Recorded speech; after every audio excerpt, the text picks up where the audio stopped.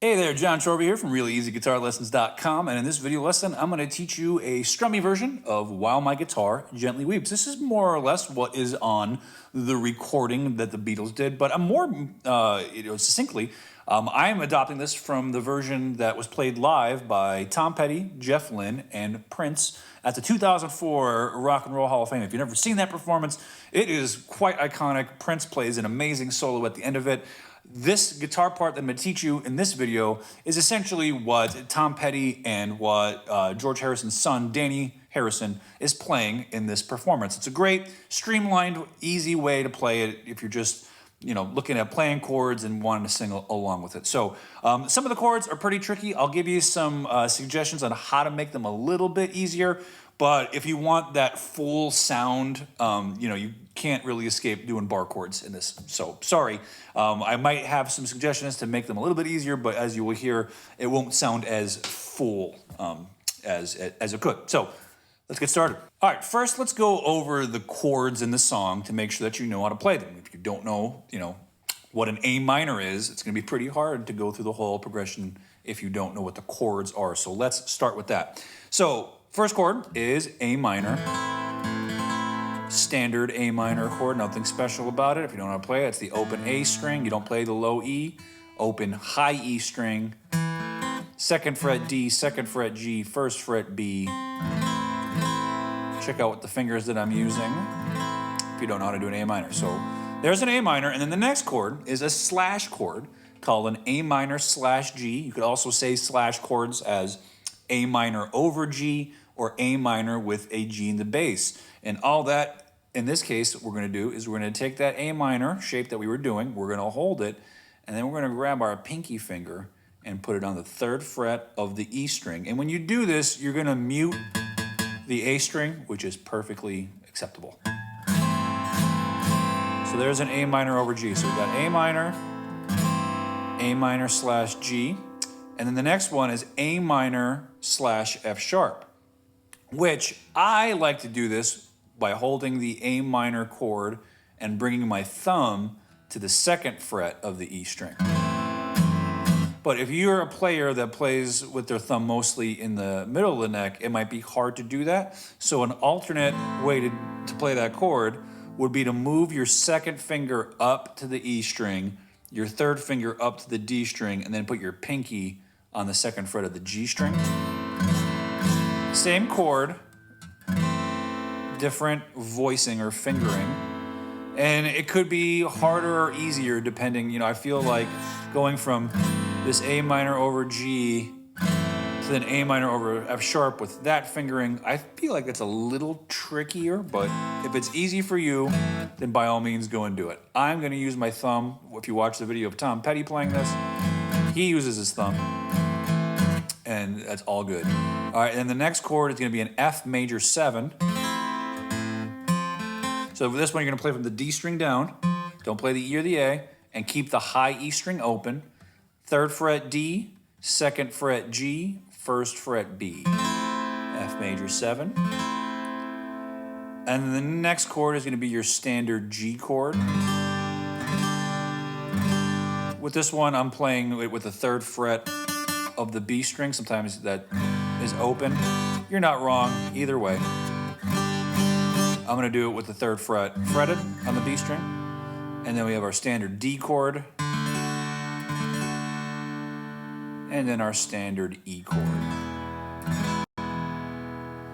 Other chords that you're gonna see in the song are a C, standard.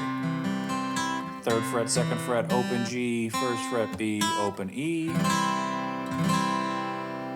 And then you're also gonna see an A, which you can either play with your 3 fingers crammed in to the second fret, or you could play it with 1 finger. If you play it with 1 finger, the high E string is no longer required. So either way, don't care. Whatever's easier for you. All right, and now we get into the bar chords, which, sorry, sorry that they exist. I know that they're hard. So if you do C sharp minor, you could do C sharp minor as a bar chord. This is the way, most people would do it that know how to play guitar and can play bar chords. It's a 5-string minor bar chord, so that means my first finger is on the 4th fret of the A string. That note is a C sharp, and I bar with my index finger. A couple bar chord tricks that I could tell you. You want to be on the side of your finger. Don't be on the inside of your finger here. Be more on the side of it by rolling it. Also, your thumb, watch where your thumb is. If your thumb's here for bar chords, you're screwed. You're never going to get them. You want to get it in the middle of the neck, and I'm just going to pop it up just so you can see where I'm talking about. If you play your bar chords where your thumb is underneath your index finger and you have a hard time getting notes to sound clean or just with fatigue of pressing into it, take your thumb and move it more towards the middle. So that way, instead of pinching into the bar, you could twist into the bar, which gives you a little more leverage.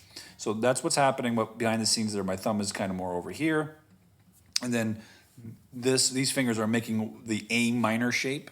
So there's a C sharp minor. If I take that same shape and move it down to the 2nd fret, it's a B minor, which is also in the song. C sharp minor here, same shape. B minor here.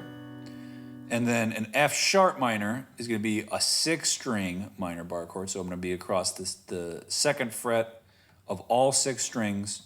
And then my ring is on the A string of the 4th fret, and my pinky is on the D string of the 4th fret. And that is our F sharp minor chord.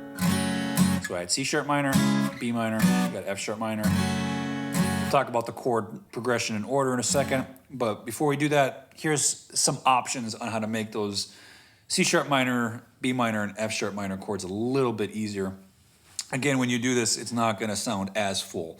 But you can take that C sharp minor and just go 4th fret, E string, 5th fret, B string, 6th fret, G string, and just play those 3 strings. And then you can take that same shape and do it here, and that would also be a B minor. So C sharp minor here, same shape, B minor here, and then for the F sharp minor, you could just use your first finger to play the G, B, and E of the 2nd fret. Again, when you do this in the song, especially if you go from an A chord that's real big and full, it's got the low bass note on the A string, and then you go to a higher chord with just 3 strings, right? It's not as full sounding, but it would be easier to play. So another thing you can do in that case is you can make all the chords be on the G, B, and E string. Like you can do the A here, C sharp minor here, F sharp minor here, C sharp minor, B minor, and then maybe do your E as a full chord. So play around with those chord voicings if you are having trouble with bar chords. All right, let's take a look at the chord progression now. There's only 2 progressions in the song. They're just long progressions, all right? So we'll start with the verse progression, which is going to be 1 measure of A minor. So the song is in 4/4, so that means the first A minor lasts for 4 beats. Every chord in the progression actually lasts for 4 beats in the verse progression. So A minor, 1, 2, 3, 4. A minor over G for 4 beats. A minor over F sharp for 4 beats. And then F major 7. Okay, and I like to split this up into, like, it's a long progression, so kind of do it in chunks of 4. A minor over G, A minor over F sharp, and then F. And the next chunk of 4 would be A minor, G, D, and then E. Okay? A minor, G, D, E. So the first 2 chunks are A minor over G, no extra charge for mistakes, A minor over F sharp, and then F, A minor, G, D, E. Okay? Then it's basically going to repeat. You're just going to change 1 chord. First chunk is the same, A minor over G, A minor over F sharp, F major 7. Second chunk, we're going to swap 1 chord. A minor, G, and now instead of doing a D, we do a C into to an E, okay? So last chunk, the first time it's A minor, G, D, E. The second time it's A minor, G, C, E. And when you put both of those things together, that constitutes what I would call the verse chord progression. The first half of that, the first line where you do the D, that's what's played in the intro. But then the rest of the song, whenever there's a verse or when you're doing this, playing rhythm guitar over the solos, it's the whole 2 lines of that verse progression is what the progression is. And then for the chorus, we're going to do A for 1 measure, C sharp minor for 1 measure, F sharp minor for 1 measure, back to C sharp minor for 1 measure, and then 2 measures of B minor, followed by 2 measures of E, and then you repeat that whole thing. 1 measure of A, 1 measure of C sharp minor, 1 measure of F sharp minor, 1 measure of C sharp minor, 2 measures of B minor, and then 2 measures of E. Okay, before I demonstrate those chords along with the song, I want to talk about chord changing, because that, of all the things to practice with this song, if you're on the newer side of stuff or if you struggle with chords, that is where you want to spend most of your focus, because that's the hardest skill to develop as the beginner guitar player. It's changing between some of these chords, especially if you don't have bar chords down. So my recommendation would be to go through this progression and make a little list of all the changes, all the individual changes that are the most difficult, okay? So if you're, the first change is A minor to A minor over G. That's probably not that hard, but if you struggle with it, practice it in isolation, right? A minor to G over to A minor over F sharp, next change. Still could be easy, maybe if you do it that way, it's a little more challenging. Again, just look at every individual chord change.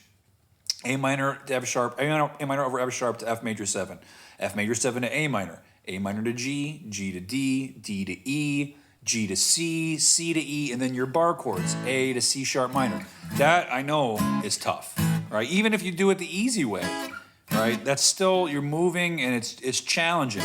So you want to just forget everything else. Don't worry about playing to the song. Don't even worry about, strumming or anything. You just want to practice moving from one chord to the next. If you are not good at that, then oh my God, you need to practice that. Like, that is the thing that's probably holding you back the most. It's just practicing chord changing by itself. Because the more you do that up front, if you get good at changing between an A and a C sharp minor, there's a lot of songs that have that change in it, and you develop that skill. So you want to practice that in isolation. Same thing, C sharp minor to F sharp minor, hard change. Work on going between them and B minor and E. Just make a list of the ones that are the most difficult for you and practice the crap out of them until they're not as hard and you can get along with playing, the whole progression or along to the song. Okay, so what I'm gonna do now is what I call chord placing. That is simply where I play the chord, where it appears in the timeline. I give one strum where it appears, and if the chord lasts for 2 measures, I strum on beat 1 each time. So I'm not doing a strumming pattern. I'm just demonstrating how long these chords last for. And this is a great thing to do once you get good with your chord changes. You just practice like this so you could get a feel for how long the chords last for. And you can really spot any of those chord change issues that you may have and figure out where to isolate and focus your efforts. All right, so I'm gonna just do this. I'm gonna do one iteration of the verse and I'll do one iteration of the chorus, just doing the chord placing, and we'll do Follow the Bouncing Ball along on the screen.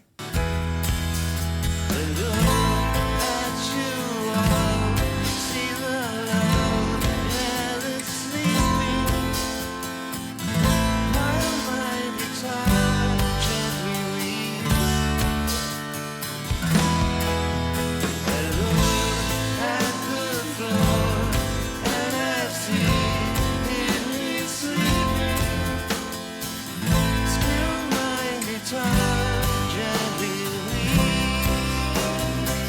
Now the chorus. I don't know why nobody told you how to unfold your love.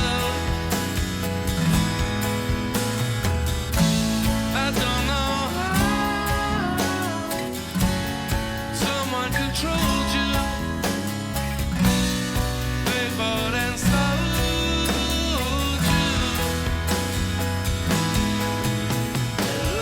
Okay, so practicing like that is worth it too. Again, if you're not super tight with chord changing, and you know, or you have difficulty strumming yet, just putting the song on and even slowing it down, adjust the playback speed on YouTube or whatever, and just play the chords where they appear in time and get used to memorizing the chord progression and feeling how long those chords last for.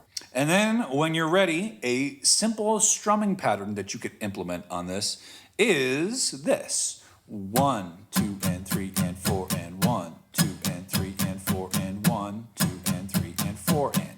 Or you could figure it out as down, down, up, down, up, down, up, down, down, up, down, up, down, up, down, down, up, down, up, down, up. So one pattern of that, down, down, up, down, up, down, up. That's one pattern. That equals one measure. So that means you would do one of those patterns per chord, unless, of course, the chord lasts for two measures, like the B minor and the E in the chorus. That means you do that pattern 2 times, all right? Now, when you introduce strumming patterns into chord progressions, you want to make sure that you don't have the gap of doom. That means when you're going from chord to chord,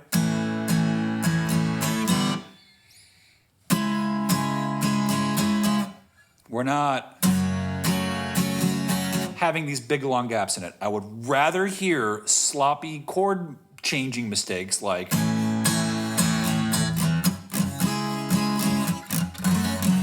I'd rather hear that than hear a gap of doom. Why? Because you want to train your hands to be in sync with each other. If you're hearing sloppy chord change mistakes, that's the signal that you got to practice those chord changes more in isolation, okay? So I'm going to give it one little shot here, playing a verse and a chorus with the strumming pattern, and you could watch and follow along.